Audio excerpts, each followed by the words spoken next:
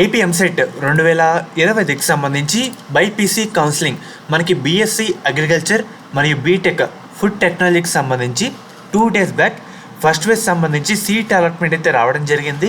And చాలామంది విద్యార్థులు ఇప్పుడు సెకండ్ ఫేజ్ ఎప్పుడు పెడతారని అయితే కామెంట్ అయితే చేస్తారన్నమాట. అండ్ అలాగే చాలామంది వెయిట్ చేస్తున్నారు సెకండ్ ఫేజ్ ఎప్పుడు ఉండొచ్చు, దాని గురించి మీకు ఈ వీడియోలో డీటెయిల్గా చెప్తాను.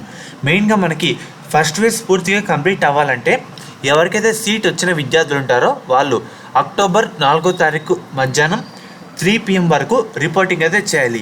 రిపోర్టింగ్ చేసిన తర్వాత అసలు ఎంతమంది రిపోర్టింగ్ చేశారు, ఎన్ని సీట్లు ఫిల్ అయినాయి, ఇంకా ఎన్ని సీట్లు ఖాళీగా ఉన్నాయి, ఈ డేటా మొత్తం వెరిఫై చేసుకొని మనకి అక్టోబర్ 2వ వారంలో అగ్రికల్చర్ బీఎస్సీ మరియు బీటెక్ ఫుడ్ టెక్నాలజీకి సంబంధించి డేట్స్ అయితే రావడం జరుగుతుంది. అక్టోబర్ 2nd వీక్లో అయితే వస్తుందన్నమాట. ఎందుకంటే రిపోర్టింగ్ అయిన తర్వాత ఎంతమంది చేశారు, ఎంతమంది చేయలేదు, ఇంకా ఎన్ని సీట్లు ఖాళీగా ఉన్నాయి, ఈ టోటల్ మొత్తం లెక్కేసుకొని మనకి ఏంటంటే డేట్స్ అయితే రివీల్ చేయడం జరుగుతుంది. డేట్స్ ఎప్పుడైనా వచ్చినా మన యూట్యూబ్ ఛానల్లో మీకు వీడియో అయితే చేస్తాను. మెయిన్గా శాస్త్ర కాలేజ్ అన్నమాట. ఈ కాలేజ్ అయితే నెల్లూరులో అయితే ఉంది. వీళ్ళు ప్రొవైడ్ చేసే కోర్సుల విషయానికి వస్తే కనుక బీఫార్మసీ, ఫార్మాడీ అండ్ అలాగే నర్సింగ్, ఫిజియోథెరపీ.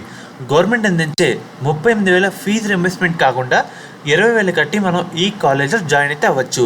అండ్ అలాగే మనకి మేనేజ్మెంట్ సీట్స్ కూడా అందుబాటులో అవుతున్నాయన్నమాట. మనకి 100% ప్లేస్మెంట్ అసిస్టెంట్ అయితే ఉంది.